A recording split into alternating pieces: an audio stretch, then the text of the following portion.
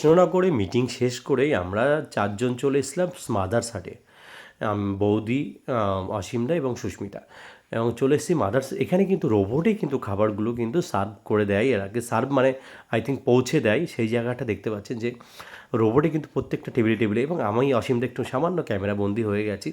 তো এই জায়গাটা, এই চত্বরটা দেখতে পাচ্ছেন, যেটা বেশ বড়। আমরা যদিও এই সাইডটাতে বসেছিলাম, এই সাইডে বেশ, যখন আমরা গেছিলাম তখন বেশ লোকজন, ভরপুর লোকজন আছে। এবং সুস্মিতা কিন্তু আমার, অসীমদাকে দেখতে পাচ্ছেন এখানে।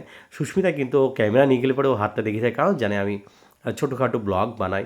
এবং ভিতরের এই পরিবেশটা দেখতে পাচ্ছেন কত সুন্দর, মানে মাটির জিনিস দিয়ে এত সুন্দরভাবে তৈরি করা রয়েছে, এটা দেখার মতো। এবং আমি একটুখানি ঘুরে ঘুরে চত্বরটা, এরিয়াটা আপনাদেরকে দেখাচ্ছি। মাদ্রাসাতে কিন্তু এরিয়াটা বেশ বড় আছে, যেখানে বা অনেকটা জায়গা নিয়ে আছে। এবং এখানে কিন্তু ফাইনালি আমাদের কাছে কিন্তু খাবারটা রোবটে নিয়ে এসে আমাদের কাছে চলে আসে। আমরা যদিও পোলাও এবং চিকেন অর্ডার করেছিলাম, এবং সঙ্গে স্টার্টারে ছিল একটা সামান্য একটা খাবার, যে খাবার কিন্তু আমরা অর্ডার করেছিলাম। এবং ফাইনালি কিন্তু আমাদের সামনে রোবট কিন্তু খাবারটা নিয়ে চলে এসছে। এটা কিন্তু একটা দারুণ একটা অভিজ্ঞতা, যাই হোক বলা যেতে পারে। এবং দেখতে পাচ্ছেন ফাইনালি খাবার কিন্তু আমাদের সামনে, এবং খাবার কিন্তু ওইটা সার্ভ করে দিচ্ছে, প্রত্যেকের প্লেটে প্লেটে দিয়ে দিচ্ছে। সেই মুহূর্তটা আপনারা দেখতে পাচ্ছেন। এই দেখুন কী সুন্দরভাবে সার্ভ করে দিচ্ছে, এবং প্রত্যেকের সৌজন্যতা খুব ভালো ওদের।